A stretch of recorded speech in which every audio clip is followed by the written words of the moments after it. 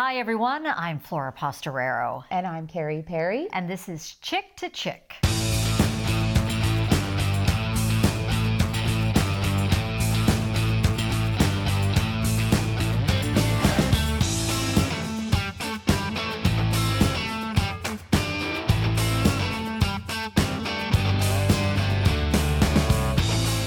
All right, this episode of our podcast, we are calling the Varsity Blues. And Carrie, you are really fired up about this, really fired up about it.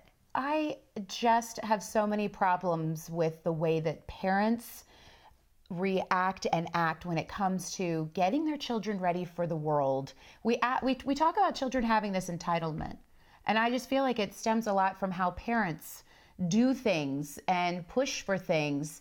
And why not let the child, the kid, the near adult, be the person responsible? So this bothers me. And I know it bothers a lot of people in terms of stealing a child's position they would have worked hard for. Let's tell everybody, though, what you're bothered by. We're talking about the college admissions scandal, where we had Hollywood elite, Hollywood actors, Hollywood actresses, parents with a whole lot of money. And I'm just going to boil it down to say that they bought their way into elite colleges. Right. Bought their way in so that their kids could get into elite colleges. And that's what you're fired up about. Right, exactly. See, I was so fired up. I didn't even tell you what I was fired up about. Thank you, Flora. Just a little detail there. I know. Okay, continue with your rant. As we were. Go ahead. Well, as I was saying. As you were saying. I didn't necessarily find when our daughters were going into school that, that I never knew that I could be up against someone who paid for their kid to take the position of someone else in the way we're learning about now. I mean, I was incredibly naive. As a parent, I would say to our daughters, listen, this is your job. The first thing you really need to understand you have to do when you're in search of something that you really, really want. So if you can't figure out how to get into the school that you want, how are you going to go into job interviews and be a professional or whatever you're going to go do?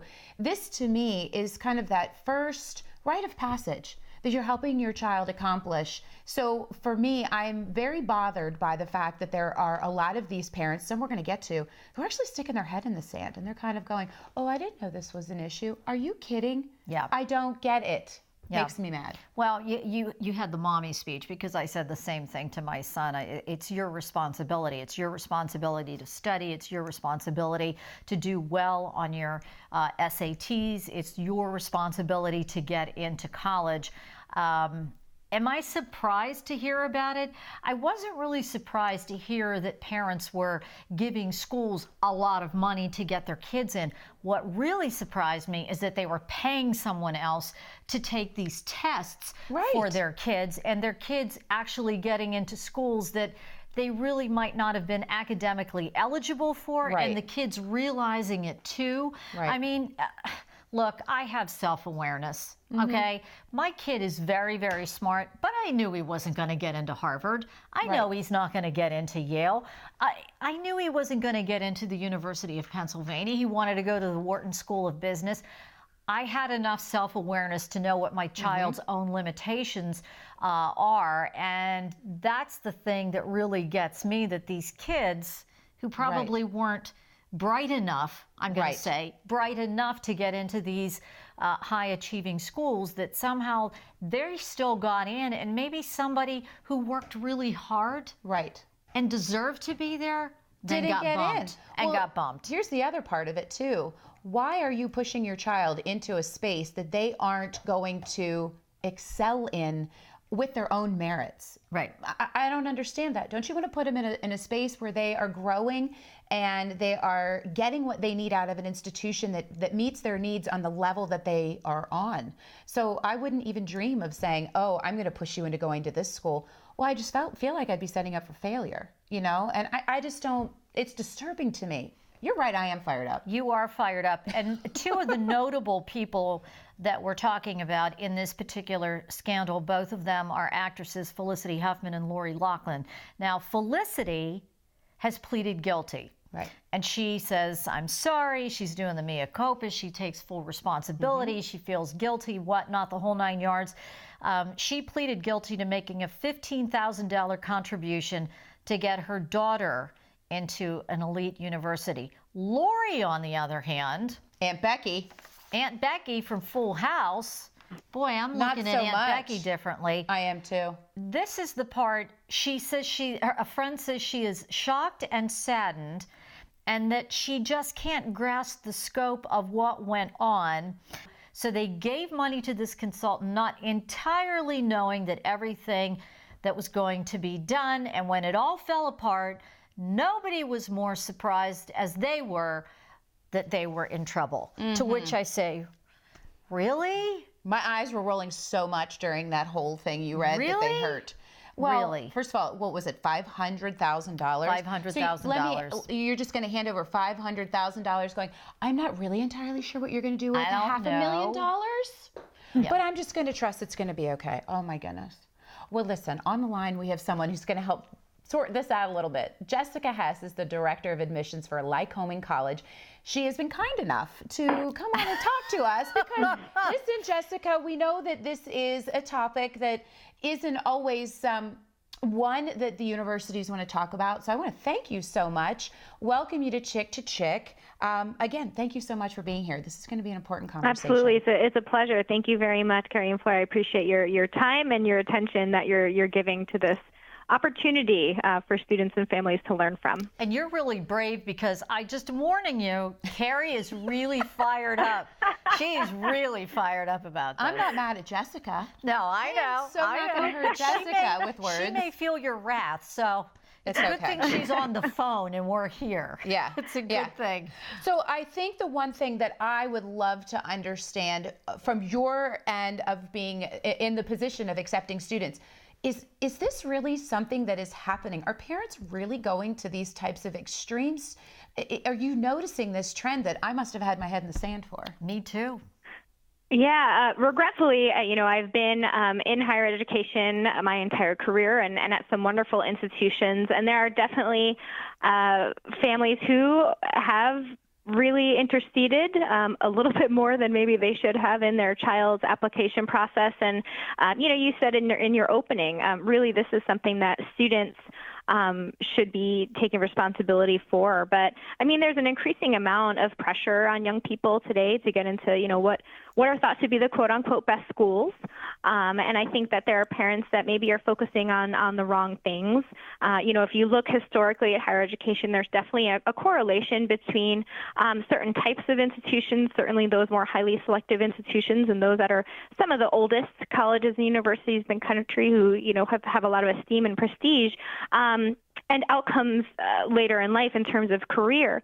But in this day and age, really the pendulum has moved forward a little bit, and students really need to often get an advanced degree, to really be competitive in the career field and job market.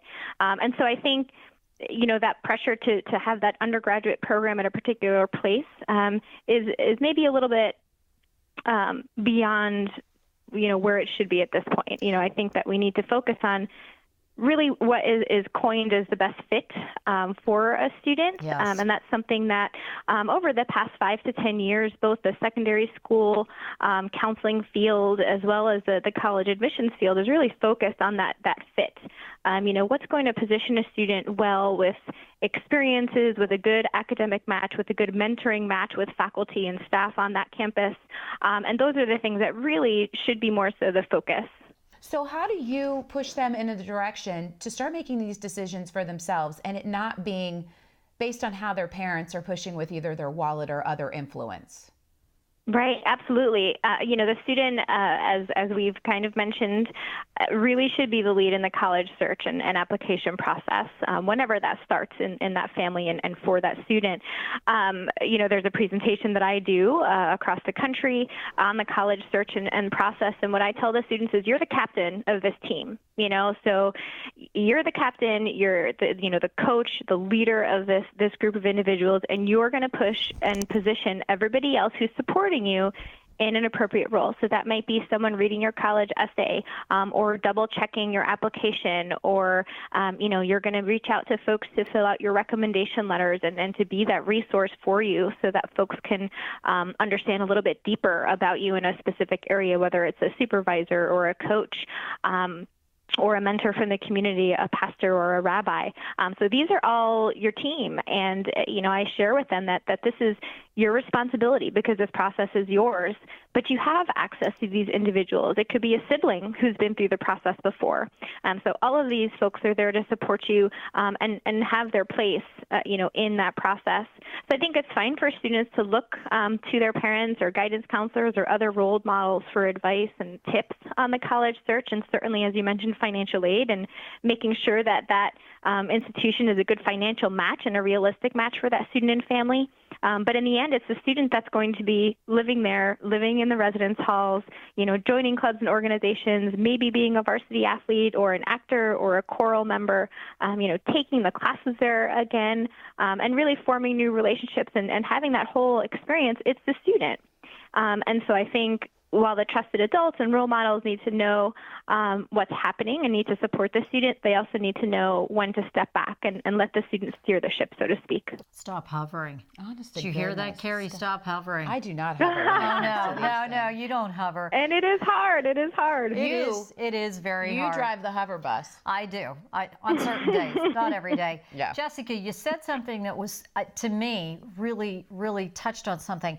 You got to make sure the school is the right fit. So not just on a social level, but academically as well. Correct. And I think the thing that I'm having a hard time, these parents who paid to get their kids into these elite schools that maybe they were not academically on par with, I, as a parent, I wouldn't want to put my child in that situation. Right. I know my son, I know what his limitations are, and why would I want him to go to a Harvard or go to a Yale when I know that academically that is not going to be the right fit for him, and he's going to struggle. And ultimately, when he struggles, I get the phone call and I got to deal with it. So I don't even understand that. Why are you putting your child in that situation? I don't get healthy. that. That cannot be I don't healthy. get that. Yeah. Yeah, I agree. And I think earlier, I think it was Flora that mentioned, the individuals who were having proxies take the SAT for their students. And that's, very challenging, right? I mean, those are aptitude staples in our field and obviously a requisite for many of these institutions. And there are so many resources for students, either, through College Board itself or through Khan Academy, for students to really take ownership before that process and practice. A lot of them are free resources. Most of them are free resources at this point. When that student is at their institution, wherever it might be, what kind of support is that institution going to have when, as you say, they might be struggling with the rigor of that college environment? Are they really going to be students who access the academic resource, center at a particular campus if they are falling behind, if they haven't been able to, in that transitional time and that young, adult growing time of high school, seeking out the appropriate resources, that's a practice that they need to continue to be in. So it really does put them at a disadvantage, not only academically, but also in that self-advocacy and making sure that they can advocate for themselves and seek the right pieces of the puzzle to make their experience good in the classroom and out. Yeah, that was my point. I mean, if you can't set your kids up to understand what direction they should pursue, you always want to tell your kids to challenge themselves, but why would you make it to a point that now they just feel inadequate? Yeah, there's a difference. Right. There's a huge difference between a challenge and then putting them in a situation that's just, it's out of their league. So Jessica, what tips do you have? And I don't even know where to start. I feel like I have to start with parents. Okay, what tips would you have for parents? That's the back off and engage, I guess. And it is hard, right? As you mentioned earlier, I have children. I have a young man in high school, and it is hard for me to bite my tongue and, to ask him, deep questions because he's still searching and seeking. But I think that's when it it needs to start. I mean, I think the first thing that parents can do is have a conversation with their students and ask them what it is that they want. Again, there are lots of resources online and finding different types of colleges, starting with, do you think you see yourself in a large school or a small school? Do you want to be on the East Coast if you're from the West Coast or vice versa? Or do you enjoy schools in the Southwest? Do you want to go to a more technical institution? For women, do you want to go to the sister colleges? I mean, there are so many questions that we can ask these students to just help them along this journey, right, that they should be authoring. So I think that's the first thing is to have those conversations about what the student wants themselves, right? And then take it from there, because there are over 4,000 colleges and universities in the United States alone that all have a different, size and fit and focus, from Research One institutions to the liberal arts colleges. And I mean, just a lot of variety for students to select and explore.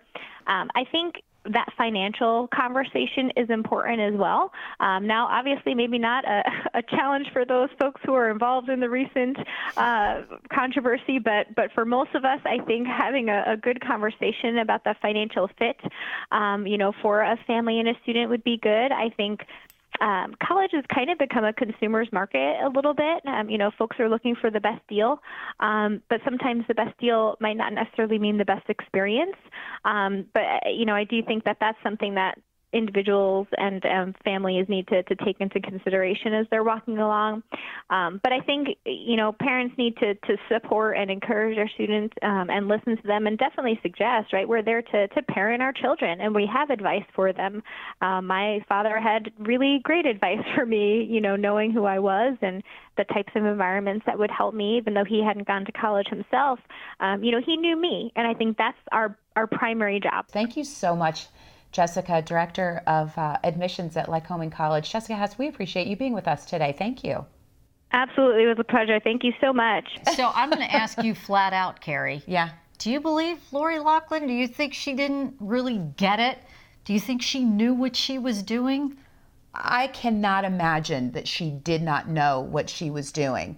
If she didn't know what she was doing, I say shame on her, because if you can't appreciate what is happening to get your child into that next phase of life and how that is working, do you just have that much money that it doesn't matter? Is that what this is? You have so much money that you just go, hey, here. Lori. Yeah, hey, can Lori. I have some of that? Yeah, please. I'll give you my cell phone. Jiminy Christmas. Text me. Oh my, no, I don't believe it. And it's really sad because, I don't think that, I think the apology and the ownership would go a long way. That's what Felicity Huffman did. It would really go a long way. Lori, I don't know what you're showing your girls if you aren't going to just say, you know what, we messed up and it shouldn't have been like that. What are you going to do? That's kind of like a mom fail on my end. Yeah, might have been a better approach. I think a better approach. The Varsity Blues. Yeah. Calming you down. Okay, take a deep breath. We want to hear from you. We love to hear from all of our listeners. If you have any comments, any topics you want to hear us chirp about, send us an email. You can find us chick2chick@penwatch.org. Yeah, thanks so much for tuning in today. I hope I didn't make anybody too mad. So what if you did? You know what? That's what we're here for. I'm ruffling some feathers over here. Ruffling some feathers, and we'll be back soon to keep chirping about other topics.